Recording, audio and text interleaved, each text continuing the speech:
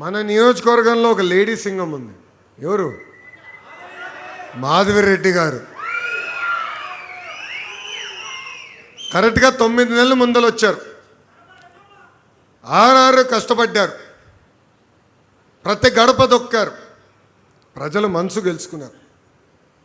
గెలిచిన తర్వాత ఇంట్లో పడుకోలే, చంకలో ఫైల్స్ పెట్టుకొని నన్ను కలుస్తాం కానివ్వండి, ముఖ్యమంత్రి గారు కలుస్తాం కానివ్వండి, అంతెందుకు గౌరవ ఉప ముఖ్యమంత్రి గారిని కూడా కలిసి నియోజకవర్గానికి నిధులు రావాలన్నా, లేదంటే వాళ్ళ ద్వారా అంటే పవన్ అన్న ద్వారా టూరిజం మినిస్టర్ గారికి రికమెండేషన్ చేయించుకోవాలన్నా కూడా వదిలిపెట్టకుండా పనులు చేపించే శాసన సభ్యురాలు మాధవిరెడ్డి గారు.